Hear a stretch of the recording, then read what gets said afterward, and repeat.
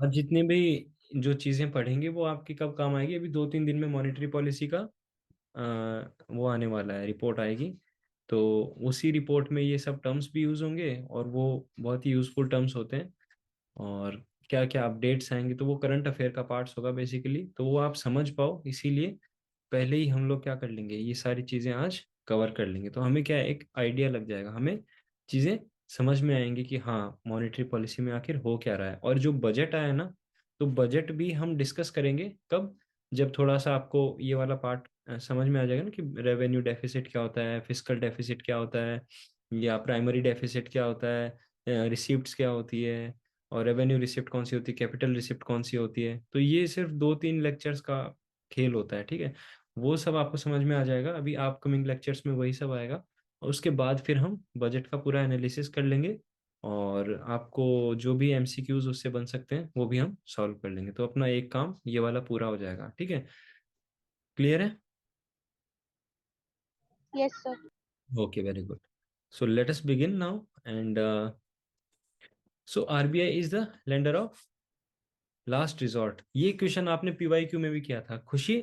आपको, आप है ना, क्लास के बाद 5-7 मिनट और आप रुक जाना, मैं आपको ओके सर। पीवाईक्यू, ठीक है। तो वो भी आपके पूरे हो जाएंगे। तो उसमें क्या क्वेश्चन था, ये question lender of last resort, ये आपको याद होगा, आशीष एंड वेनेसा, ठीक है।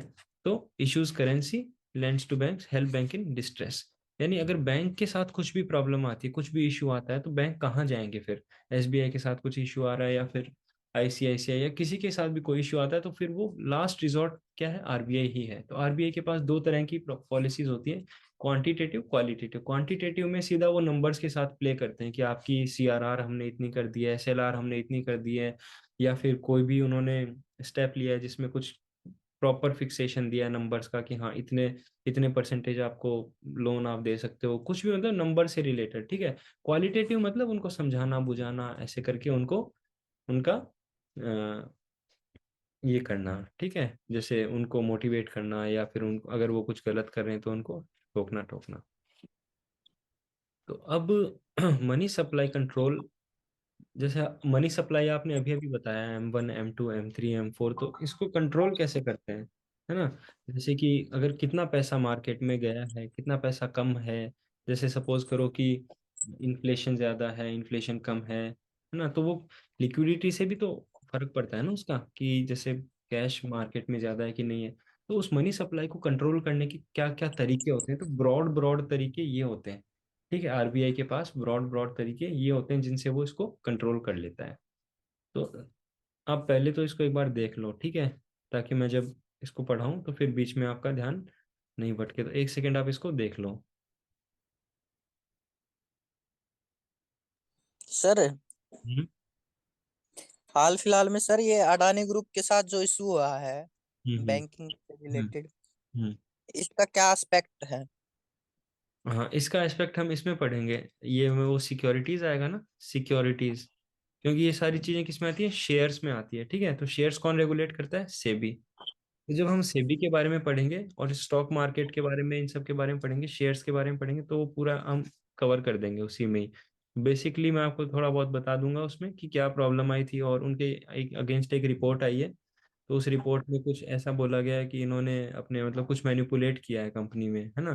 तो वो पूरी मैं आपको डिटेल उसी में बता दूंगा, और उसी के कारण इनके अभी सारे शेयर्स क्या हैं, डाउन हो गए हैं। और शेयर्स डाउन भी मतलब बहुत ही ज्यादा डाउन हो गए हैं, लोअर बॉटम टच कर रहा है डेली डेली।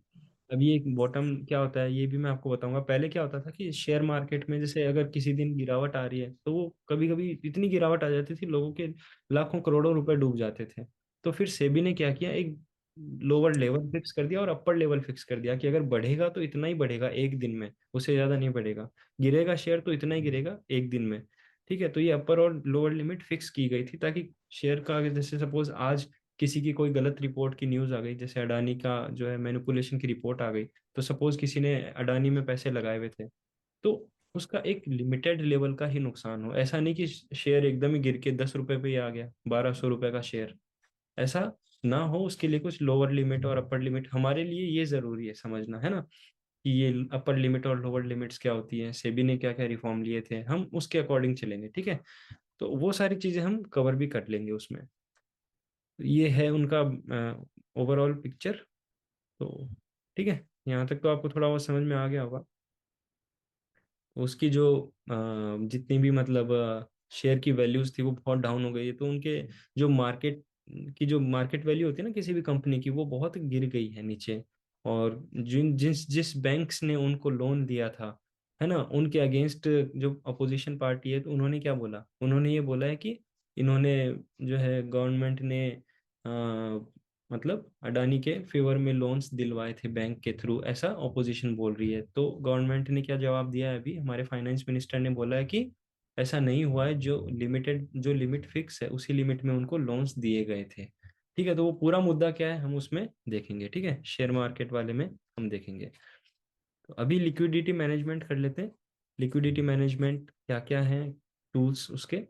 तो देखो, आपको सिंपल इनका मीनिंग समझना है, और मीनिंग समझने के पीछे दिमाग में एक चीज वो हमेशा याद रखना आप, जो हमने पहले पढ़ी थी, कि किसी चीज की वैल्यू कम हो जाती है, मतलब किसी चीज की अगर डिमांड कम हो जाती, जैसे उसकी जो सप्लाई है वो कम हो जाती है, तो क्या हो जाती है, उसकी वैल्यू बढ़ जाती है ना। जैसे कि कोई चीज मार्केट में कम है, तो उसकी ऑब्वियसली क्या हो जाएगी, वैल्यू बढ़ जाएगी।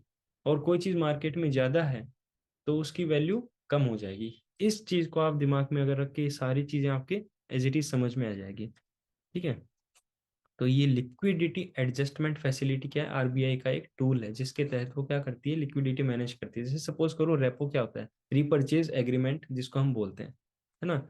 और एक रिवर्स रेपो होता है। रेपो का मतलब होता है कि जब बैंक को पैसे की जरूरत होती है, तो वो आरबीआई के पास जाता है और पैसे लेता है, और फिर अपने पास, जैसे सपोज करो कि उसका कोई अर्जेंट नीड आ गई पैसे की, है ना, तो फटाफट आरबीआई के पास गया, और वो, ये सब ट्रांजेक्शन होते किससे हैं? ये ई कुबेर पोर्टल से होते हैं आरबीआई के, इसको नोट कर लेना आप, ठीक है। सारे ट्रांजेक्शन उसी पे ही होते हैं। ये अब वहां जाके बैंक का मैनेजर खड़ा तो रहेगा नहीं लाइन में कि लो मेरे को 50 लाख रुपए दे दो, 50 करोड़ रुपए दे दो। सारे ये इसी से ही होते हैं, ठीक है। ये एक इम्पोर्टेंट एमसीक्यू था, जब ये लॉन्च हुआ था उस टाइम पे इम्पोर्टेंट था ये, अब तो मतलब नॉर्मल हो गया है। तो रेपो से क्या होता है, बैंक पैसा लेता है, ठीक है। रिवर्स रेपो में क्या होता है, बैंक के पास अगर एक्स्ट्रा पैसा है, एक्स्ट्रा लिक्विडिटी है, तो वो वहां जमा करा देगा। अब उसको क्या फायदा हो रहा है, उसको ये फायदा हो रहा है कि उसको कुछ उसके रिटर्न में इंटरेस्ट मिल रहा है। अब जैसे मान लो फालतू पैसा पड़ा है मेरे पास, वैसे तो नहीं है लेकिन फिर भी एग्जांपल मान ही लो, जैसे मेरे पास बहुत सारा पैसा पड़ा है, ठीक है, इतना सारा रुपया पड़ा है, एक्स्ट्रा पड़ा है, तो मैं उसको घर पे नहीं रखूंगा। उसको मैं क्या करूंगा, बैंक में एफडी करा दूंगा, कुछ शेयर्स ले लूंगा या गवर्नमेंट सिक्योरिटीज खरीद लूंगा, ताकि मुझे उस पर इंटरेस्ट मिलता रहे। तो वैसे ही रिवर्स रेपो में क्या होता है, वो रेट जिस पे जो बैंक्स हैं वो अपना पैसा कहाँ जमा कराते हैं, आरबीआई के पास अपना पैसा जमा कराते हैं, उसको रिवर्स रेपो कहते हैं। इस रेपो को है ना पॉलिसी रेट भी कहते हैं, क्योंकि इसको चेंज करने से, थोड़ा बहुत भी इसको चेंज करते हैं, तो किस पे फर्क पड़ता है, इंडिया की इकोनॉमिक मैक्रो इकोनॉमिक्स पे फर्क पड़ता है। इन्फ्लेशन कम ज्यादा करना हो तो इसको चेंज करते हैं, ठीक है। कैसे होगा वो अभी हम आगे वाली स्लाइड में देखेंगे। एक होता है स्टैंडिंग डिपॉजिट फैसिलिटी, एक होता है एमएसएफ, ठीक है। ये सब क्या है, ये देखो इस वाली स्लाइड में आगे पूरा एक्सप्लेनेशन है इसका। उससे पहले हम ये एक दो चीजें और देख लेते हैं।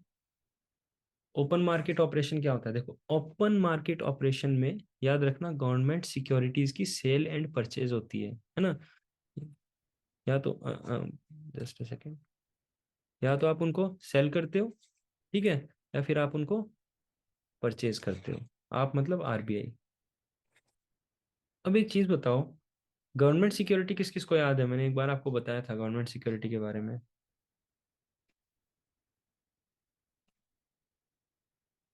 किसी को भी याद हो थोड़ा बहुत भी, गवर्नमेंट सिक्योरिटीज क्या होता है, जब गवर्नमेंट को क्या करना होता है, कब। गवर्नमेंट सिक्योरिटी का मतलब सर सर जब जैसे कि फंड्स रेज करनी रहती है गवर्नमेंट को, तब गवर्नमेंट मतलब जो गवर्नमेंटल इंस्टीट्यूशन है कुछ उनके बॉन्ड देते हैं, पेपर्स देते यस सर, हैं अब सर। वो एक सर्टिफिकेट फॉर्म में होता है सर, ऐसे ही।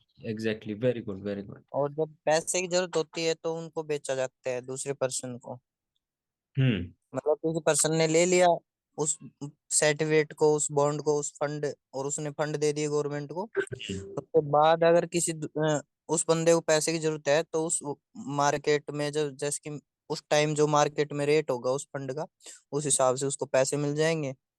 और दूसरे बंदे के नाम भी हो सकता है वो, अमेज, ऐसे होता है। Very good very good. तो गवर्नमेंट सिक्योरिटीज का यही रोल होता है। तो जो ओएमओ है ना, ओपन मार्केट ऑपरेशन, ओएमओ बोलते हैं इसको, है ना। ओएमओ किससे रिलेटेड है? गवर्नमेंट सिक्योरिटीज से रिलेटेड है, याद रखना, है ना। तो जब मार्केट में लग रहा है, और ये करता कौन है? गवर्नमेंट सिक्योरिटीज आरबीआई करता है ना। किसके बिहाफ पे? गवर्नमेंट के बिहाफ पे, ठीक है। आरबीआई करता है, गवर्नमेंट के बिहाफ पे करता है। तो जब पैसे की जरूरत होगी तब वो क्या करेगा? जितने भी गवर्नमेंट सिक्योरिटी है वो मार्केट में दे देगा, है ना, और पैसा ले लेगा। और उसको लगेगा कि यार मार्केट में पैसा कम है, रुपए की कमी है, तो वो क्या करेगा? गवर्नमेंट सिक्योरिटीज परचेज करके उनको पैसा दे देगा। ये तो सिंपल है ना, इसमें कोई डाउट तो नहीं है आपको, नो सर। है ना। नो। हाँ, तो ये एक तरीका हो गया। अब इसमें है ना, इम्पोर्टेंट क्या क्या है, वर्ड जो है अपने देखने लायक, एक तो सेल एंड परचेज दोनों है इसमें, ठीक है।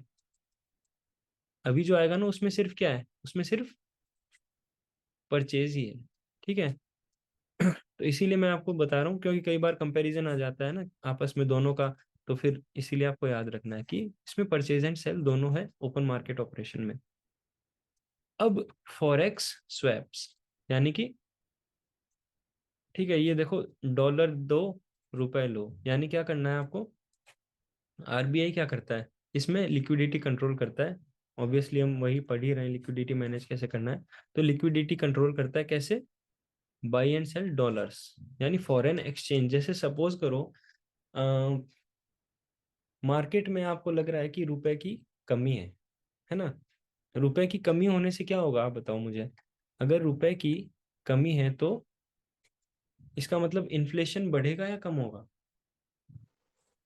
रुपए की सर मार्केट में कमी है तो कम होएगा। इन्फ्लेशन क्या होगा? हाँ, कम कम होगा, होएगा। है ना। कम जैसे होगा। जैसे सपोज करो कि रुपए कम है तो लोगों के पास परचेजिंग पावर कम हो जाएगी, तो इसका मतलब इन्फ्लेशन कम हो जाएगा। लेकिन जब इन्फ्लेशन कम होता है तो जो प्रोड्यूसर है उसको तो नुकसान हो रहा है ना।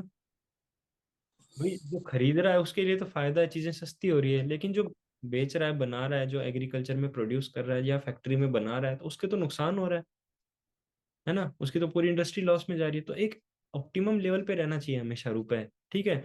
ये भी नहीं होना चाहिए सारी चीजें सस्ती बिक रही है, ये भी नहीं होना चाहिए कि बहुत ही महंगी बिक रही है। तो उसको कंट्रोल में रखने के लिए, जैसे अगर रुपए कम है, अगर मैं एक काम करता हूँ कि जितने मार्केट में जो रुपए हैं, मतलब सॉरी, जितने मार्केट में डॉलर्स हैं बैंक के पास, जैसे बैंक्स के पास क्या होता है, हमने पढ़ा था ना, एसएलआर होती है। एसएलआर में हम कुछ फॉरेन रिजर्व, वो फॉरेन एक्सचेंज के जैसे डॉलर वगैरह में भी उनको क्या कर सकते हैं, सेव कर सकते हैं। तो बैंक के पास क्या है, डॉलर्स भी होते हैं। डॉलर्स मतलब जो जो यूएस की करेंसी है ना, तो वो भी उनके पास होती है, वो रखते हैं अपने पास। तो वो क्या करेगा, आरबीआई ले लेगा और बदले में उनको क्या दे देगा। जैसे मान लो $1 लिया, तो $1 के बदले में बैंक को क्या देगा वो? ये समझ में आ रहा है आपको, यस सर। है ना। ₹80 देगा, इसका मतलब बैंक के पास पैसा गया। अब पैसा अगर बैंक के पास चला गया है तो बैंक तो ऑब्वियसली क्या करेगा, लोन में बांटेगा ना पैसा, तो मार्केट में पैसा क्या हो जाएगा, बढ़ जाएगा। और जो एकदम से चीजें सस्ती हो गई थी बिल्कुल, तो इन्फ्लेशन क्या होने लगेगा, धीरे धीरे वापस बढ़ने लगेगा। नहीं समझ में आ रहा ना, सर आ रहा है। है ना। हाँ, तो बस ये सिंपल सा ये एक है। इसमें मतलब कंफ्यूज नहीं होना है कि कौन से में क्या हो रहा है, ये याद रखना है। ओएमओ में गवर्नमेंट सिक्योरिटीज होता है, फॉरेन एक्सचेंज में डॉलर्स। अब आपने, हाँ, एक चीज है, आप यहाँ पे इसको है ना बहुत ही ध्यान से समझना, क्योंकि जो थर्ड स्लाइड है ना उसमें इसका एक एप्लीकेशन है, ठीक है। उस एप्लीकेशन को भी आपको समझने के लिए ये चीज समझ में आनी चाहिए। तो यहाँ तक अगर आपको क्लियर है, फिर लास्ट पे चलते हैं, मार्केट स्टेबलाइजेशन स्कीम। अब देखो, इसको शॉर्ट में क्या बोलेंगे, MSS, ठीक है। इसको याद रखने का तरीका क्या है, MSS, यानी कि देखो ये आरबीआई क्या कर रहा है यहाँ पे, मेरा पैसा चाहिए, मेरे को मेरा पैसा चाहिए, यानी बस उसको, ये सिर्फ क्या है, एक ओनली फॉर सकिंग लिक्विडिटी, यानी कि जो मार्केट में जितनी भी कैश है उसको, भाई मेरे को मेरा पैसा दे दो, मेरे को दे दो, आरबीआई सारा पैसा कलेक्ट करने में लगा हुआ है। ऐसा कब हुआ होगा, सपोज करो जब डिमोनेटाइजेशन हुआ था, तब तब सब लोगों ने अपने पैसे क्या कर दिए थे, बैंक में जमा करा दिए थे, और बैंक्स के पास बहुत ही एक्सेस लिक्विडिटी आ गई थी। तब ये इसका बहुत ही अच्छे से यूज किया गया था। तो बैंक ने जितने भी पैसे कैश में रखे हुए थे उस टाइम पे, जो लोगों ने उनके पास जमा कराए थे, तो वो आरबीआई ने अपने पास इसी के थ्रू मंगाए थे। ये किस काम भी आता है, ये स्टरलाइजेशन के काम आता है। अब ये स्टरलाइजेशन क्या है ना, वो मैं आपको बताऊंगा, इससे लिंक्ड है वो। ठीक है। अब एमएसएस आपको याद रखना है, MSS, एस फॉर सकिंग और एस फॉर स्टरलाइजेशन। इसमें कोई सेल या परचेज जैसा नहीं है, इसमें सिर्फ एक ही काम है। ठीक है। ये पैसा ले ही रहा है आरबीआई, तो MSS ऐसे याद रखना, क्योंकि ये MSF भी आएगा, अभी SDF भी आएगा, फिर आप मतलब कंफ्यूज हो जाओगे कि वो क्या था ये क्या है। ठीक है, तो ऐसे याद रखना, कंफ्यूज नहीं होगे।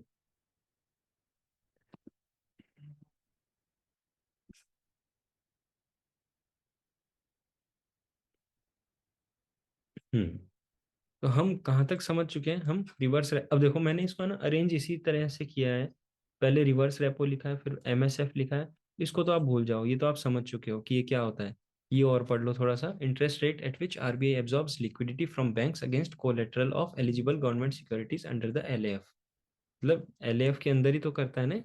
LAF जैसे हमने अभी जो पढ़ा था, फर्स्ट वाला जो था LAF, LAF में तीन चार फंक्शन थे, तो उसी में एक फंक्शन क्या है, रिवर्स रेपो, और इसमें क्या है, it against the eligible government securities, यानी ये कोलेटरल के ऊपर से कोलेटरल लेके और उनको क्या देता है, पैसा देता है। ठीक है। Against the collateral of eligible government securities under the LAF। ठीक। अब देखो, following the inter SDF this fixed reverse repo rate will be as the disc. हाँ, पहले क्या होता था कि ये जो आपका रिवर्स रेपो रेट है, ठीक है, उससे उसके बाद में एक नया फीचर और आया था SDF, जिसका नाम स्टैंडिंग डिपॉजिट फैसिलिटी है। और ये क्या है, यहाँ आप ध्यान से देखोगे, आपको एक चीज नजर आ रही होगी, 6.5, 6, और उसके बीचों बीच एकदम एग्जैक्ट क्या है, 6.25 है। 6.5, 6.0, बीचों बीच 6.25। तो जो बीच ही में ये जो लिखा है, ये है रेपो रेट। ये एग्जैक्टली सेंटर में होती है किसके, MSF और SDF के। पहली चीज तो ये समझनी है। और ये सब क्या है, ये जितनी ये चारों पांचों चीजें क्या है, ये लैफ के कुछ पार्ट्स हैं। तो ये जो MSF और SDF का गैप होता है, इसको हम क्या कहते हैं, LAF कॉरिडोर कहते हैं। ठीक है, समझ रहे हो आप। और ये जो रिवर्स रेपो है, ये अब क्या है, ये आरबीआई के डिस्क्रिशन में आ गई, कब, जब SDF इंट्रोड्यूस होने के बाद में। कि मतलब जैसे क्या है कि अब आरबीआई डिसाइड कर सकता है कि हाँ, अब इतना करना है, इतना करना है। और ये SDF क्या है, ये SDF इस लेफ्ट कॉरिडोर का लोअर बेस है। और ये SDF और MSF क्या है, ये हम अब देख लेते हैं, सिंपल सिंपल मीनिंग पढ़ लेते हैं इनका। रेपो का आपको पता चल गया, रिवर्स रेपो का पता चल गया, अब ये और ये आपको समझना है। The rate at which RBI accepts uncollateralised deposit. अब आपको फर्क समझ में आ गया इन दोनों में क्या था।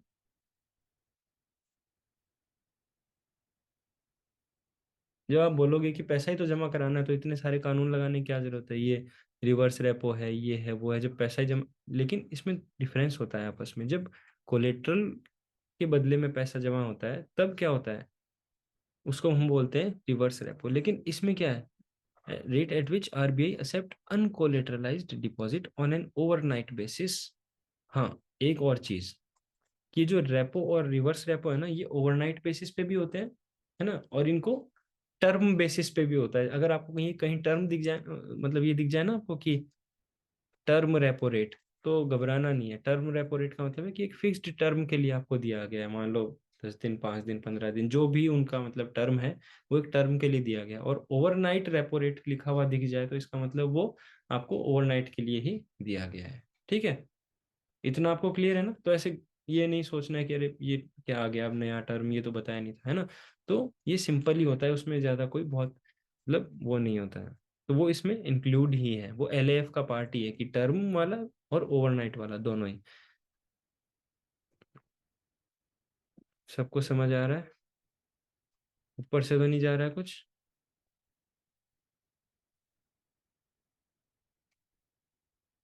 अरे उठो, सो गए क्या? सर एक बार प्लीज सुन नहीं लीजिए सर। मेरा। सर रेपो रेट जो होता है उसमें लाइक जब आरबीआई पैसा देती है बैंक्स को, तो जो हाँ इंटरेस्ट रेट लगाती है वो रेपो रेट होता है।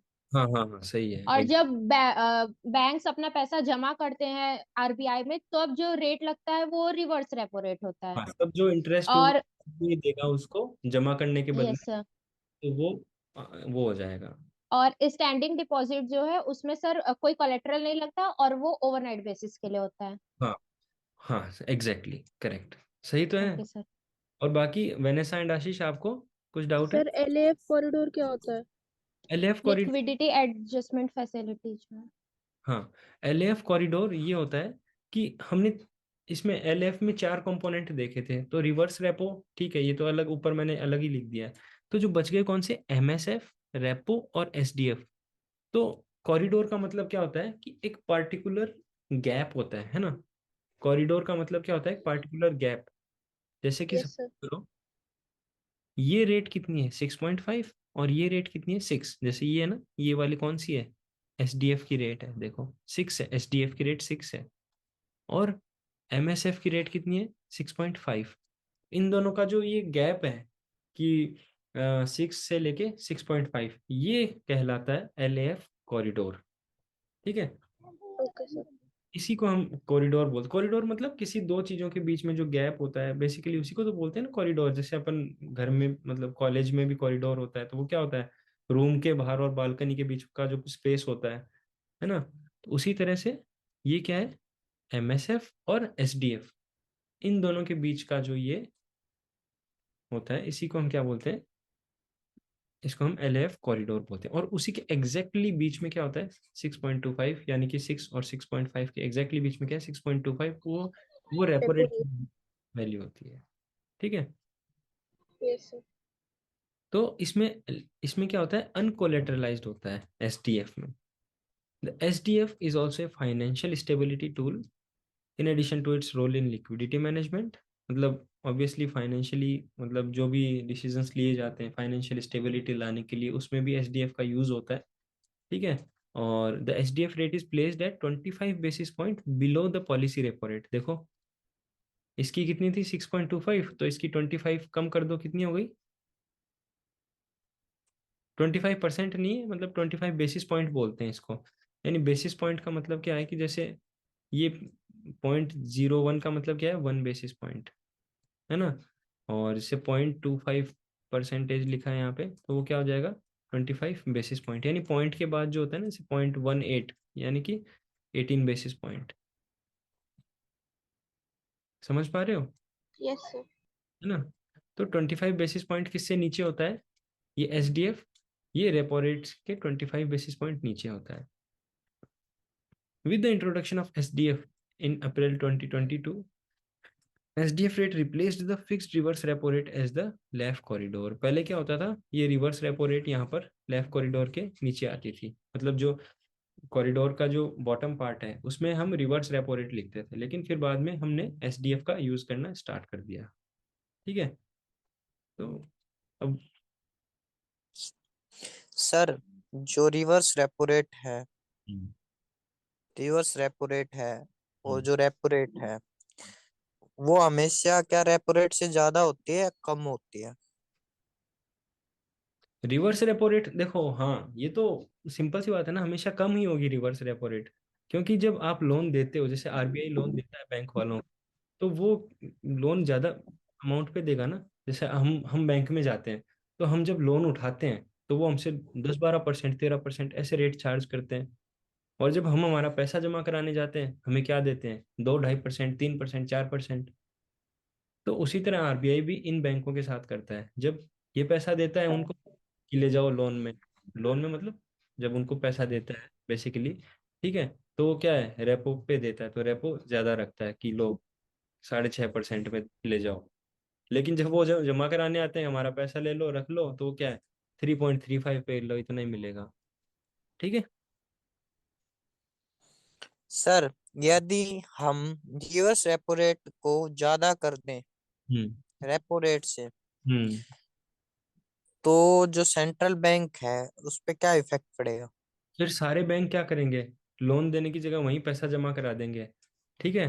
वो क्या करेंगे, पड़ा पड़ा इंटरेस्ट मिल रहा है अपने को, तो आप, हम्म, अब जैसे मान लो कि आरबीआई ने क्या किया, आरबीआई ने बोला कि मैं आपको पैसा दे रहा हूँ 100 रुपये। ठीक है। किसी आईसीआईसीआई बैंक को बोला कि आपको मैं 100 रुपये दे रहा हूँ, और ये किस रेट पे दे रहा है वो, इस ये दे रहा है उसको मान लो 5% की रेट पे।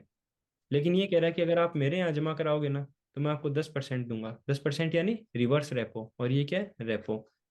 तो ये बोलेगा मैं 5% मैं लूंगा तेरे से पैसा, और मैं वापस मतलब जमा कराऊंगा, तो मुझे तो वापस जमा कराने में फायदा हो रहा है ना। अगर हम्म, आईसीआईसीआई के पास 100 रुपए थे, तो वो पहले जाएगा, वो जमा करा देगा कि बस मैं तो जमा करा दिए, 10% मिलता रहेगा, मुझे कुछ करने की जरूरत नहीं है। अगर लेकिन आरबीआई इसको देता आईसीआईसीआई को, तो बोलता कि 5% का जो है तेरे वो मैं चार्ज लगाऊंगा, तो क्या मेरा फालतू 5% वहाँ वेस्ट हो रहा है, इससे बढ़िया तो मैं 10% रिटर्न उठाऊंगा ना। तो बिल्कुल। तो सारा पैसा बैंक क्या करने लगेंगे, फिर तो वहां जमा कराने लगेंगे। ये इंटरेस्ट, इंटरेस्ट का मैंने आपको बताया था ना एक बार, कि इंटरेस्ट अगर बढ़ेगा तो लोग पैसा जमा कराएंगे, डिपॉजिट करेंगे, याद करो। हम्म, इंटरेस्ट रेट, बिल्कुल सर। इंटरेस्ट रेट्स बढ़ेगी तो लोग पैसा डिपॉजिट कराएंगे। तो वैसे भी बैंक्स के साथ भी होता है, सारे बैंक वहीं जाके पैसा जमा करा देंगे फिर, तो फिर रुपए की कमी हो जाएगी मार्केट में, और कमी होते ही फिर वो सब खेल पूरा स्टार्ट हो जाएगा आगे का। और सर जैसे कि ये मार्जिनल स्टैंडर्ड फैसिलिटी है हाँ, ये सर, हम नहीं देख तो लेते। हाँ। मार्जिनल स्टैंडर्ड फैसिलिटी है, ये हमेशा बैंक, जिसकी कुछ फैसिलिटी किसी बिजनेसमैन को भी मिलती है जिसकी ये सिर्फ किसके लिए होती है, ये होती है आपकी बैंक्स के लिए होती है mainly. Banks to RBI. Businessman को कुछ भी काम है तो फिर आप वहीं बैंक में जाओ, आईसीआईसीआई में पैसा उठाओ, है ना। ये सिर्फ बैंक्स को रेगुलेट, आरबीआई सर, आरबीआई किसी को पैसा नहीं देता, बिजनेसमैन को। आरबीआई नहीं देता। आरबीआई ऐसे डायरेक्ट पैसा नहीं देता है, ठीक है, पैसा लेना है तो फिर बैंक से ही जा, तभी तो सारे घोटाले किस में होते हैं, बैंक में होते हैं। आरबीआई तो सिर्फ क्या करता है, एक रेगुलेटरी बॉडी है ना। अच्छा अच्छा, ठीक है। और सर ये मार्जिनल स्टैंडर्ड फैसिलिटी का मतलब क्या होता है, अगर हाँ, समझा जाए थोड़ा सा? बस वही अभी अपन डिस्कस करने जा रहे हैं।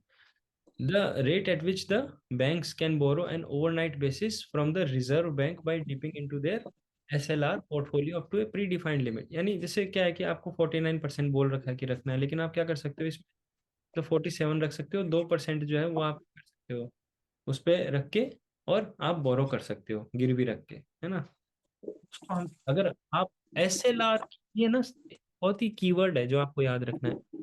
एसएलआर जो है, वो मेंटेन रखना ही रखना है यार बैंक को। एसएलआर की एसेट को आप गिरवी रख के अगर पैसा उठा रहे हो, तो वो किस में आएगा, एमएसएफ में आएगा। समझ रहे हो, एसएलआर को जो आप, है अपने पास एसएलआर पड़ा हुआ है, मतलब हाँ, एसएलआर पड़ा हुआ है, स्टेटरी लिक्विडिटी रेशो का जो पैसा अपने पास रखा है बैंक, बैंक रखा में अगर है, हुआ है, अगर वो हम पैसा आरबीआई को एज ए वो दे, मतलब गारंटी के सिक्योरिटी के तौर पर, और फिर पैसा लें, तो वो जो होगा वो मार्जिनल स्टैंडर्ड फैसिलिटी होगी। Exactly, very good. उसके लिए सर टाइम पीरियड फिक्स है? हाँ, उसके लिए टाइम पीरियड भी फिक्स है, और ये रेट भी फिक्स है कि आप कितना दे सकते हो, वरना एसएलआर तो क्या फिर 49% सारा ही दे आओगे, है ना। जैसे सपोज करो 49 नहीं, अपना कितना था, किसी को याद है। जैसे कि फॉर एग्जाम्पल 49 एसएलआर मेंटेन रखना है, किसी 49% एसएलआर मेंटेन रखना है, और उसके पास 47% है एसएलआर, उसको 2% की जरूरत है एसएलआर, नहीं नहीं नहीं। अपना जो हाँ 2% की जरूरत है उसको मेंटेन करने के लिए, अपनी जो स्टैंडर्ड लिक्विडिटी रेशियो है। हाँ हाँ हाँ। स्टैच्यूटरी लिक्विडिटी रेशियो उसको मेंटेन करने के लिए उसको 2% की जरूरत है, तो वो क्या करेगा? वो सर पैसा जैसे कि अपने जो एसएलआर है उसको देगा वो एज यहाँ ए से, सिक्योरिटी। नहीं नहीं नहीं नहीं, वो यहाँ से उठाएगा। उसके पास एसएलआर है ही नहीं ना, वो देगा कहाँ से गिरवी? आप खुद ही कह रहे हो 47% या 49 होना चाहिए, तो वो गिरवी क्या रखेगा? है ना? वो फिर यहाँ से लेगा पैसा, है ना, रिवर्स रेपो से लेगा। लेकिन यहाँ केस दूसरा है। यहाँ पे क्या है कि बैंक को अगर पैसा चाहिए, सपोज बैंक को पैसा चाहिए, है ना, बहुत ज्यादा उसके पास इमरजेंसी हो गई कि मतलब बहुत ही ज्यादा ही उसकी बुरी हालत हो गई, तो वो क्या करेगा? देखो इसकी रेट देखो आप, 6.5% है। बहुत सबसे ज्यादा रेट है। ध्यान से देखो आप, इसका मतलब ये एक इमरजेंसी प्रिविलेज है। मतलब इमरजेंसी, आप इसको कह सकते हैं कि वो प्रोविजन है कि जैसे it is a safety valve मतलब unanticipated liquidity shocks to the banking system. यानी अगर बहुत ही बुरी हालत हो गई तब जाके आप अपना क्या करोगे? जैसे आपको आपको सपोज 49% क्या रखना है, एसएलआर रखना है, लेकिन आप इस केस में अगर आपके पास पैसा नहीं है, बैंक में पैसा नहीं है, फिर आपको कैश चाहिए, किसी ने बहुत मतलब कैश की जरूरत ही पड़ गई बैंक को, तो आप क्या कर सकते हो? 49 से 47 आपकी वो हो जाएगी कि एसएलआर आपका 47 रख सकते हो, और 2% कम, है ना, आप एसएलआर रख सकते हो। और ये जो 2% का है ना, जैसे सपोज करो कि आपने 2% दे दिया किसको, आरबीआई को दिया, और फिर उससे आपने पैसा लिया, उसको हम कहते हैं okay okay okay sir, okay अभी भी नहीं समझे ना? सर समझ में आ गया। मतलब सर जैसे कि फॉर एग्जांपल मान लेते हैं किसी बैंक को जरूरत है 100 रुपए की जरूरत है और उसके पास कोई पैसा है ही नहीं, उसके पास सिर्फ हाँ उसका एसएलआर है, हाँ उसका एसएलआर है। हाँ तो वो अपना एसएलआर मतलब रिड्यूस कर सकता है अप टू सर्टेन लिमिट्स, जैसे कि फिक्स है 2% रिड्यूस करता है। तो हाँ वो रिड्यूस 2% करके उस एसएलआर को 47 रख सकता है अपना, हाँ, और 2% को देगा वो बैंक आरबीआई को, और हाँ, उससे उसको मिलेगी लिक्विडिटी। Very good. पर वो जो मार्जिनल, उसी जो लिक्विडिटी मिलेगी उसको हम मार्जिनल स्टैंडर्ड फैसिलिटी कहते हैं। और यहाँ देखो और क्या लिखा है, ऑन एन ओवरनाइट और बेसिस, और 25 बेसिस सिर्फ point of the repo rate. यानी जो नॉर्मली रेपो रेट होती है जिस पे बैंक लेता है पैसा आरबीआई से, उससे भी इसको क्या रखा है, 25 बेसिस पॉइंट ऊपर रखा है, क्योंकि ये इमरजेंसी प्रोविजन है, ऐसे समझ लो। बिल्कुल। बुरी हालत हो जाए तब वो इससे पैसा लेगा बैंक से। वैसे से आपको भी क्लियर है ना?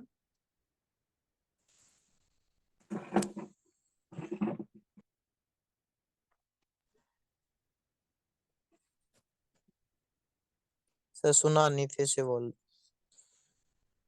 मैंने कहा सभी सभी छात्रों से निवेदन है कि कृपया उठ जाएं जो भी सो गए थे। सर आवाज ब्रेक हो रही अब आ रही है? है। हाँ सर। चलो अब ये फटाफट आप एक बार इनका मीनिंग बता दो। एक एक, 4 जने हैं ना अपन, तो एक काम करते हैं, 3 का मीनिंग आप लोग बताओ, एक का मैं बता देता हूँ। ठीक है, रिवीजन कर लेते हैं इसका, ये इंपॉर्टेंट है, इससे एमसीक्यू आते हैं सीधे। अपना अपना बिल्कुल सर। बताओ, कौन कौन कौन सा बता रहा है? माइक ऑन करके फटाफट बोलना शुरू कर दो। सर रिवर्स रेपो रेट वो होता है जिस पे सर बैंक आरबीआई आरबीआई को पैसा देता है। Reverse repo rate bank RBI को पैसा देता है, हाँ, मतलब डिपॉजिट करवाता है वहां पे। हाँ डिपॉजिट करवाता है तो बैंक देता है ना आरबीआई को सर। हाँ, एक सेकंड, हाँ खुशी की वॉइस नहीं आ रही है, जस्ट ए सेकंड।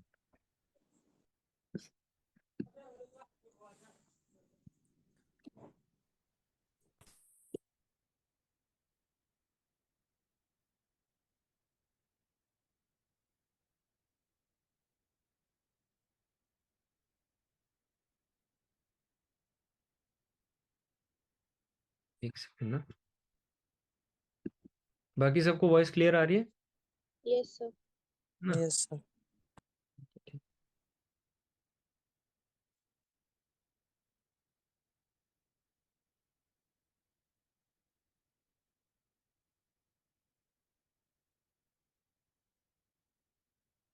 तो हाँ, आशीष आपने सही बताया। नेक्स्ट वेनेसा, आप बताइए। सर एमएसएफ एक प्रोविजन है आरबीआई का जिसमें commercial banks overnight liquidity obtain कर सकते हैं। हम्म। और अच्छा, ये तो इसमें भी कर सकते हैं, रिवर्स रेपो में भी कर सकते हैं। फिर इसमें और इसमें क्या डिफरेंस हुआ? सर ये जब होता है जब बैंक के पास बिल्कुल ही पैसा ना हो, in the emergency condition marginal standing facility ले सकता है बैंक को अगर ज्यादा ही जरूरत है पैसे की जब। और इसका बेसिस पॉइंट कितना है देखो, रेपो रेट से भी 25 बेसिस पॉइंट। 20% ज्यादा है। ज्यादा है। There is some WiFi problem from my side.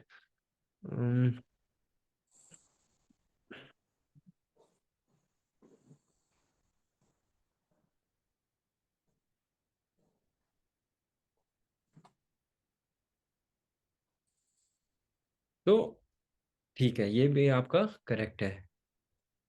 और ये इसमें सबसे इम्पोर्टेंट बात क्या है, इसमें आप एसएलआर को क्या कर सकते हो, गिरवी रख के पैसा उठा सकते हो। बहुत यस ही, सर।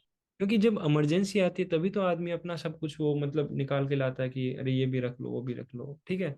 तो वैसा है ये प्रोविजन एमएसएफ, याद रखना। और ये एमएसएफ और एसडीएफ के बीच का जो गैप होता है इसी को हम क्या कहते हैं, लेफ्ट कॉरिडोर। एग्जैक्टली बीच में इसके क्या होता है, रेपो रेट होती है। और it is also known as the policy rate. और ये सब अभी अपडेट भी होंगे, देखना आप। अभी नई जो मॉनेटरी पॉलिसी की रिपोर्ट आ रही है, एक दो दिन में, 8 तारीख का नाम है शायद, तो 8 को आ जाएगी। तब हम इसको क्या करेंगे, एक बार दोबारा देख लेंगे और इसमें वैल्यूज अपडेट कर देंगे, ठीक है। ताकि आपके नोट्स में एटलीस्ट अपडेटेड वैल्यूज आपको हमेशा मिल जाए। तो ये देखो, मैंने यहाँ ऐसे बताया ना, आप आरबीआई की वेबसाइट पे जाओगे तो यहाँ सारी रेट्स लिखी हुई होती है, तो यहाँ से आप देख सकते हो। मतलब अभी तो क्या है कि जैसे मान लो 1 साल बाद जब आप अटेम्प्ट दोगे तब वैल्यूज चेंज हो जाएंगी, तो इसको अपडेट कर लेना अपने से। अब देखो, एक यस सर। स्टरलाइजेशन नाम की एक चीज मैंने आपको बताई थी अभी थोड़ी देर पहले। कहाँ बताई थी, आपको याद है किसी को?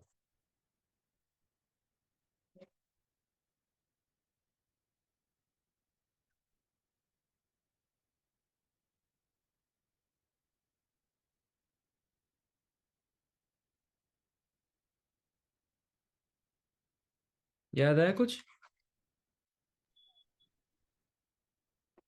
Yes sir. सर हाँ। स्टेलाइजेशन का मतलब होता है हम्म। जैसे कि लिक्विडिटी को मार्केट में सर मतलब एक लिमिट बांध देना, मतलब मैक्सिमम इतनी होनी चाहिए और मिनिमम इतनी होनी चाहिए। नहीं नहीं नहीं, स्टरलाइजेशन देखो क्या होता है, आपने जब फॉरेक्स पढ़ा था, अभी आपने फॉरेक्स देखा था ना, फॉरेक्स स्वैप्स, तब उसमें आपने क्या देखा था कि फॉरेन एक्सचेंज होने से रुपए की वैल्यू कभी बढ़ भी सकती है, कम भी हो सकती है। याद आ रहा है कि जैसे मान लो डॉलर्स बहुत आ गए इंडिया के अंदर, है ना, तो डॉलर ज्यादा आ गए तो रुपए तो कम हो रहा है, इसका मतलब रुपए की वैल्यू क्या हो जाएगी, बढ़ जाएगी। समझ रहे हो? यस और सर। मान बिल्कुल लो सर। डॉलर्स जा रहे हैं इंडिया से बाहर, जा रहे हैं डॉलर्स, इंडिया से बाहर डॉलर्स जा रहे हैं, तो रुपए बहुत ज्यादा हो जाएंगे। रुपए ज्यादा हो जाएंगे तो फिर क्या हो जाएगा, रुपए की वैल्यू कम हो घट जाएगी। जाएगी। तो जो कैपिटल इनफ्लो और आउटफ्लो होता है ना, कैपिटल इनफ्लो सर और, सर जो ये डॉलर से ही कंपैरिजन क्यों किया जाता है? क्योंकि डॉलर एक स्टैंडर्ड यूनिट है। जैसे मान लो कि डॉलर एक बहुत ही स्टेबल आपकी करेंसी है, क्योंकि बहुत जगह, पहली बात तो डॉलर वर्ल्ड वाइड एक्सेप्टेड है ना। और डब्ल्यू इसमें आपका अपनी जो ऑर्गेनाइजेशन है, world bank, IMF. IMF, world bank and IMF में भी इसका क्या है, ये एक ऑथोराइज्ड करेंसी है, उसमें रुपी नहीं है। तो डॉलर को ही क्या हम मानते हैं, एक स्टैंडर्ड मानते हैं, क्योंकि ये एक तो स्टेबल है। जैसे कोई चीज स्टेबल होगी हम उसी को तो स्टैंडर्ड मानेंगे ना। अब जैसे रुपए है तो रुपए कभी बहुत ज्यादा ही डाउन चला जाता है और कभी बहुत ज्यादा ही अप चला जाता है। बहुत रेयर केस में ऐसा होता है कि स्टेबल सर रहता है। मतलब सर अगर रुपए को हमने स्टेबल करना है तो हमें क्या पॉलिसीज अपनानी चाहिए, मतलब अगर आ जाए क्वेश्चन आ जाए इसके ऊपर बेस, जैसे कि why dollar is standard currency rupee is not. Hmm. हाँ, उसके ऊपर भी अपना ये जैसे जो फॉरेन एक्सचेंज पढ़ेंगे ना हम, और कुछ पॉइंट्स तो आप ये भी यूज कर सकते हो जो हमने अभी डिस्कस किए ना। तो रुपए की अगर आप वैल्यू को कंट्रोल करना चाहते हो तो इससे भी आप कर सकते हो, है ना, जैसे फॉरेन एक्सचेंज है। तो यही मैं आपको बताने जा रहा हूँ कि अब क्या होता है, जैसे डॉलर आया, अब बैंक के पास जितने भी डॉलर पड़े रहते हैं तो वो क्या होंगे, अगर आरबीआई ने मांगे तो उसके बदले में उसको रुपए मिलेगा, और रुपए मार्केट में जाएगा तो रुपए मार्केट में बढ़ जाएगा और रुपए की वैल्यू क्या हो जाएगी, कम हो जाएगी। तो इस कारण से क्या होता है कि इन्फ्लेशन और डिफ्लेशन भी इफेक्ट होते हैं फॉरेन एक्सचेंज से। और आरबीआई का मैंडेट क्या है, इन्फ्लेशन को कंट्रोल करना। आरबीआई का काम क्या है, इन्फ्लेशन को कंट्रोल करना। तो ये ना स्टरलाइजेशन बहुत ही अच्छा वर्ड है, इसका मतलब यूपीएससी में डायरेक्ट क्वेश्चन भी आने के चांस होते हैं। जैसे लास्ट टाइम भी, मतलब जो मैंने आपको गवर्नमेंट सिक्योरिटीज वाला क्वेश्चन करवाया था ना, उसमें सेकंड ऑप्शन क्या था आपको याद है, फॉरेन एक्सचेंज का क्वेश्चन था। मतलब ऑप्शन जो था वो फॉरेन एक्सचेंज का था। आप दोनों क्लास में थे, आपको याद होगा। जो हमने क्वेश्चन किया था ना कि अगर मार्केट में पैसा ज्यादा हो जाता है, कम हो जाता है, तो सरकार आरबीआई क्या करेगा, गवर्नमेंट सिक्योरिटीज बेचेगा, खरीदेगा। सेकंड ऑप्शन था कि फॉरेन एक्सचेंज में कुछ इंटरवेंशन करेगा, याद है आपको, सेकंड ऑप्शन था। तो फॉरेन एक्सचेंज के इंटरवेंशन से क्या होता है, इन्फ्लेशन पे भी ये फर्क पड़ जाता है। कैसे, अभी जैसे हमने देखा कि वैल्यू बढ़ जाती है, रुपए कम हो जाते हैं, डाउन हो जाते हैं, तो उससे जो इफेक्ट पैदा होता है, उस इफेक्ट को ऑफसेट करने का जो प्रोसेस होता है उसको स्टरलाइजेशन कहते हैं। अब वो कैसे करता है कि सपोज करो कि फॉरेन एक्सचेंज के कारण उसकी वैल्यू क्या हो गई, रुपए की बहुत ही ज्यादा घट गई है। और घटती कब है किसी चीज की वैल्यू, जब वो बहुत ज्यादा हो जाता है मार्केट में। तो आरबीआई क्या करेगा, एमएसएस करेगा, यानी लिक्विडिटी सक करेगा। और उसी से क्या हो जाएगा, मार्केट में रुपए की कमी हो जाएगी, और जैसे ही किसी चीज की कमी हो जाती है उसकी वैल्यू बढ़ जाएगी। अब ये एक कंसेप्ट है, तो आप ये सोचोगे कि सब कुछ सस्ता हो रहा है तो फिर प्रॉब्लम क्या। अब जब इंपोर्ट होता है और एक्सपोर्ट होता है, तो अगर रुपए की वैल्यू बढ़ रही है तो इंपोर्ट में फायदा होगा कि एक्सपोर्ट में फायदा होगा, ये बताओ। अब बहुत ही है ना, गहराई से लिख लो, चाहे लिख के इसको सॉल्व कर लो, फिर मुझे बताओ, है ना, आप दोनों बताओ कि अगर रुपए की वैल्यू घट रही है तो इंपोर्ट में ज्यादा फायदा है या एक्सपोर्ट में ज्यादा फायदा है। मतलब सोच के बताना, क्योंकि फिर उसके बाद आपको उसका एक्सप्लेनेशन भी देना है।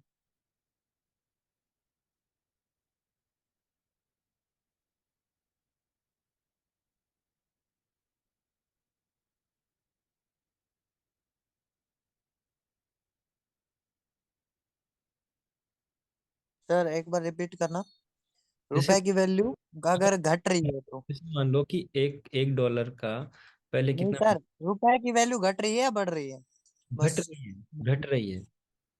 घट रही है। हाँ, जैसे ये हो गया, तो अब मान लो 85 रुपीज का हो गया, तो हमें इंपोर्ट में फायदा रहेगा या एक्सपोर्ट में फायदा रहेगा।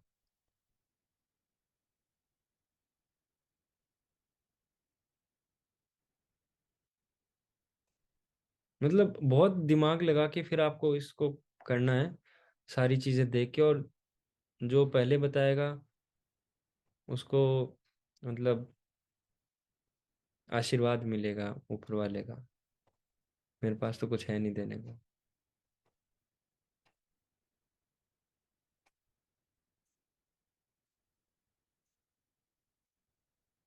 सर हम्म, इंपोर्ट में फायदा है। इंपोर्ट में फायदा है, हाँ सर, पक्की बात है। पक्की बात। आशीष का ऑप्शन है इंपोर्ट। ओके, चलो। And what about Vanessa. Sir export में फायदा है शायद। एक्सपोर्ट में फायदा है। चलो, अब आप दोनों अपने अपने रीजंस बताओ। सर इंपोर्ट का मतलब जैसे कि कोई चीज इंपोर्ट कर रहे हैं, हम्म। तो जैसे कि रुपए की वैल्यू 80 रुपए है, हम्म। हमने इंपोर्ट किया कोई चीज। मान लो फॉर एग्जांपल विदेश में कोई चीज $1 की है, हम्म। तो हमने तो 80 रुपए पे करके वो चीज ले ली ना। हम्म। ठीक है। हम्म। ठीक है। और वही चीज अगर हमने फॉर एग्जांपल यहाँ से कोई चीज देनी है, हम्म, यहाँ से कोई चीज विदेश में देनी है, तो फॉर एग्जांपल वो चीज ज्यादा महंगी अपने इंडिया में महंगी है। वही मान लो $1 की है वो चीज, है ना। हाँ। तो $1 की है वो चीज। तो आपने अगर यहाँ से उसको भेजा तो आपको कितना मिलेगा?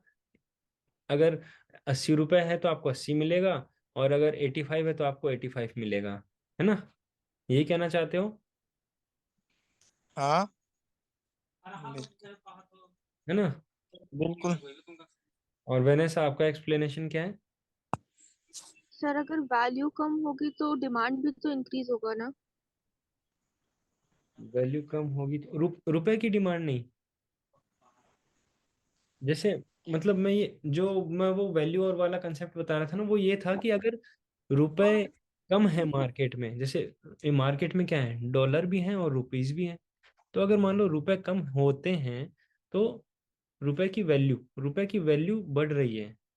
यानी कि $1 पहले 85 का था, है ना, अब 80 का है। तो ये बताओ कि रुपए की वैल्यू बढ़ी या घटी? मतलब रुपए रुपए का पावर बढ़ा या घटा? बढ़ा है। तो सर बढ़ा रुपए का, है ना। 80 रुपए हाँ। पावर बढ़ा। और हाँ। इसमें सर इंपोर्ट में हमें फायदा इसलिए भी है, पावर बढ़ने का मतलब ये है कि हमने कोई चीज 80 रुपए में $1 हमें मिल जा रहा है अब। हम्म, हाँ। और जब 85 था, हम्म, 85 रुपए थे जब $1 मिल रहा था, और अब हमें वही चीज 80 रुपए में मिल रही है, तो हमें फायदा है ही वही चीज, ऑब्वियसली। ऑब्वियसली, है ठीक है। ना। मैंने हाँ। साथ कह रहे हो इस चीज को। For example yes sir, sir. For example वो चीज 85 रुपए की भारत में है। हम्म। फॉर एग्जाम्पल वो चीज 85 रुपए की भारत में है, तो एंड डॉलर डॉलर तो ज्यादा चुकाना पड़ेगा। हम्म। जैसे कि कोई भी हाँ, फो- ना कि वो चीज कोई अगर भी बाहर एक से कोई चीज है, ले रहा है तो इसलिए। एक चीज जैसे सपोज करो कि एक, आप एक सिंपल सा एग्जांपल ले लो कि एक कोई चीज है जो, सेव है सर, फॉर हाँ। एग्जाम्पल एक सेव ही है। हाँ। हमने अमेरिका से एक सेव खरीदा, हम्म। ठीक है, हमने इंपोर्ट किया, अमेरिका से एक सेव खरीदा, हम्म। तो उसकी $1 वैल्यू है वहां फॉर एग्जाम्पल। हम्म। और हमारे पास 80 रुपए का एक सेव आ गया वहां से, हम्म। ठीक है। हम्म। तो कोई दिन बाद जैसे फॉर एग्जाम्पल हमारे पास सेव ज्यादा है और अमेरिका को नीड है उस चीज की, हम्म। परंतु हमारे पास जो हमारी जो मार्केट वैल्यू है, जैसे कि हमारे 85 रुपए का एक सेव मिल रहा है, तो हम्म। उसको तो डॉलर ज्यादा पे करने पड़ेंगे ना। 1 पॉइंट समथिंग डॉलर पे करेगा ना वो सही बात है, उस चीज की। सही बात है। हम्म। अगर हमारे पास आए ना ज्यादा और हम्म। रुपए हमारा कम गया बाहर, तो हम्म। हमें फायदा है। हम्म। ठीक है, हम्म। फायदा है। और इसमें सर जैसे कि फॉर एग्जांपल इसके फायदे भी हैं तो थोड़े से नुकसान है शायद। हम्म। और वो कौन सी शायद मैंने पढ़े नहीं है थोड़े से, अब हम्म। बताया था मतलब एक दो, मतलब इसके नुकसान है, मतलब जैसे कि अ, अगर $1 बराबर हो जाए 1 रुपए के, हम्म। तो करेंसी तो स्ट्रोंग हो जाएगी, लेकिन पर अपने उसमें को हमें वैसे सेल्फ नुकसान क्या होगा? इंडिपेंडेंट ज्यादा होना पड़ेगा। फिर अपने को क्या इंपोर्ट में नुकसान हो जाएगा, फिर अपने को क्या होगा इंपोर्ट में, सॉरी, आपको एक्सपोर्ट में क्या हो जाएगा, नुकसान हो जाएगा। क्यों नुकसान? हाँ। क्योंकि पहले आपको 80 रुपए मिल रहे थे उसी चीज के, और अगर $1 1 रुपए के बराबर हो गया तो अब आपको ₹1 ही मिल रहा है। हाँ सर। ना? समझ रहे हो आप? हाँ। ये नुकसान होगा। अब मैंने से आपको अब क्लियर हुआ ये चीज? मैं एक बार दोबारा बता देता हूँ आपको, है ना, ताकि क्लैरिटी आ जाए। तो पहले तो वो वाला कंसेप्ट बता देता हूँ जो कि रुपए और डॉलर वाला, वैल्यू कम ज्यादा होती है, कि मार्केट में अगर डॉलर कम है तो डॉलर की वैल्यू ज्यादा हो जाएगी, रुपए कम है तो रुपए की वैल्यू ज्यादा हो जाएगी, क्योंकि जो चीज कम होगी उसकी वैल्यू ज्यादा होगी। वैल्यू ज्यादा होने का मतलब कि उसकी पावर, उसकी स्ट्रेंथ, है ना, वो ज्यादा हो जाएगी। ठीक है। जैसे कि अगर $1 80 का है ना, और क्या हुआ, इसकी 85 अगर वैल्यू हो गई $1 के मुकाबले रुपए की, $1 की 85 रुपीज की वैल्यू इक्वलेंट हो गई, इसका मतलब क्या है, इसकी वैल्यू डाउन हो गई है। अगर वो इसकी वैल्यू डाउन हो गई है तो हमें क्या करना पड़ेगा, मार्केट से रुपए को निकालना पड़ेगा ताकि रुपए थोड़ा कम हो जाए और उसकी वैल्यू थोड़ी बढ़ जाए। वैनेसा, यहाँ तक आपको क्लियर है? Yes sir. अब इंपोर्ट और एक्सपोर्ट वाला जो आपका आंसर है ना, वो बताता हूँ कि इंपोर्ट, अब अगर आपको कुछ करना है, ठीक है, सपोज आपको कोई ऐसी चीज है जो $1 की है, वो आपको इंपोर्ट करनी है। तो अगर 80 रुपये है $1, तो आपको, जैसे आपके घर पे वो चीज आई, आपने ऑर्डर करी, $1 में पेमेंट कर दिया, मतलब $1 की आपने कोई चीज ऑर्डर कर दी, घर पे आई, तो आपको कितने रुपए देने पड़ेंगे? सिर्फ 80 रुपए। लेकिन अगर 85 उसकी वैल्यू है $1 की, तो वो चीज आई फॉरेन से, अमेरिका से आपके घर पे आई, डिलीवर हुई, तो आपको कितने रुपए देने पड़ेंगे? 85। 85। यानी इंपोर्ट में आपको क्या हो रहा है? लॉस। लॉस हो रहा है। नहीं, कब नहीं लॉस हो लॉस रहा हो। है? लॉस हो रहा है ना, क्योंकि 80 की जगह 85 रुपये आपको देने पड़ रहे हैं, है ना? कब? जब वैल्यू डाउन हो रही है इसकी, है ना? देखो, पहले $1 80 के बराबर था, और अब तो और भी डाउन हो गया, मतलब 85 रुपीज मिलाते हैं तब जाके $1 बनता है। यानी इसकी जब वैल्यू डाउन हो रही है तो इम्पोर्ट में लॉस हो रहा है। हम्म, लेकिन एक्सपोर्ट करने में क्या होता है कि सपोज आपको, आप वहां से, जैसे सपोज करो किसी ने कोई चीज मंगाई, उसकी प्रिंटेड वैल्यू थी $1, है ना, उसके डब्बे पे लिखी हुई थी $1, है ना, आपने एक क्या किया, आपने एक, सपोज आपको कोई चीज बहुत अच्छी बनानी आती है, आपने वो बना दी, और बना के आपने उसको पैक कर दिया, उस पर लिख दिया $1 की है। अब किसी फॉरेनर को पसंद आई, ठीक है, उसने खरीदा $1 में। तो सपोज करो कि अगर 80 रुपये था, तब आपको कितना मिलेगा $1 का? एक एटी एक फाइव नहीं नहीं नहीं, जब 80 रुपीज $1 के बराबर है, 80। और आप 80 आपको मिल जाएगा। सपोज करो कि रुपए की वैल्यू गिर गई, 80 से 85 हो गई, रुपए गिर गई वैल्यू, है ना, रुपए की वैल्यू गिर गई। लेकिन आप क्या करोगे? आप ऐसे यूं देखोगे, यूं करोगे, और यूं आपके स्माइल आ जाएगी। क्यों? क्योंकि अब आपका जो $1 का प्रोडक्ट था, वो क्या होगा, उसकी आपको कितनी वैल्यू मिलेगी? 85। 85। ठीक है, तो अब आपको प्रॉफिट हो रहा है। तो जब रुपए की वैल्यू डाउन होती है, तो एक्सपोर्ट में क्या होता है? प्रॉफिट होता है, और इंपोर्ट में क्या होता है? लॉस होता है। तो इसीलिए हमेशा हम, जब भी कभी कभी न्यूज में आता है ना कि रुपए गिर के 80 से 85 हो गया, तो फिर पूरा हंगामा मच जाता है कि अरे ये क्या हो रहा है, वो क्या हो रहा है। तो उससे मतलब ऐसे घबराने वाली बात नहीं है, ठीक है। हमें इंपोर्ट भी संभालना है, तो एक्सपोर्ट का भी ध्यान रखना है, क्योंकि अगर 80 से 85 हो रही, तो एक्सपोर्टर्स को तो फायदा हो रहा है ना। Yes sir. हम जो बाहर भेज रहे हैं, हमारे जो लोग हैं जो एक्सपोर्ट कर रहे हैं, फल फ्रूट सब्जियां मसाला मिर्च ये सब, उनको तो फायदा हो रहा है। तो सर, इंडिया एक्सपोर्टिंग कंट्री है या इम्पोर्टिंग कंट्री है? वो डिपेंड करता है कि किस कंट्री के साथ हम ट्रेड कर रहे हैं। अलग अलग कंट्री के साथ अलग अलग है हमारा ट्रेड सरप्लस, ठीक है। जैसे मान लो कि A B C D E F अलग अलग कंट्री है, तो जैसे मान लो इसके साथ हमारी सर, ट्रेड, इंडिया और अमेरिका का कंसेप्ट लेके इंडिया और अमेरिका में तो हम ही है, मतलब सरप्लस, ठीक है, हम ही सरप्लस हैं ना हम। मतलब हम एक्सपोर्ट करते हैं। हाँ, हम ज्यादा करते हैं, हमारा उनके प्लस है, मतलब, ठीक है, तो हमारा प्लस है उनसे। और जैसे छोटी अच्छा। छोटी जो कंट्री है उनमें तो वैसे ही प्लस है, लेकिन ये अमेरिका वाला भी आप याद रखना कि उनसे हमारा प्लस ही है, अभी तक प्लस चल रहा है, ठीक है। Yes sir. और ऑब्वियसली चाइना से तो नेगेटिव ही होगा, क्योंकि आधा हिंदुस्तान हर चीज चाइनीज यूज करता है। तो फोन भी सबके पास चाइनीज ही होंगे, हाथ में चेक कर लो,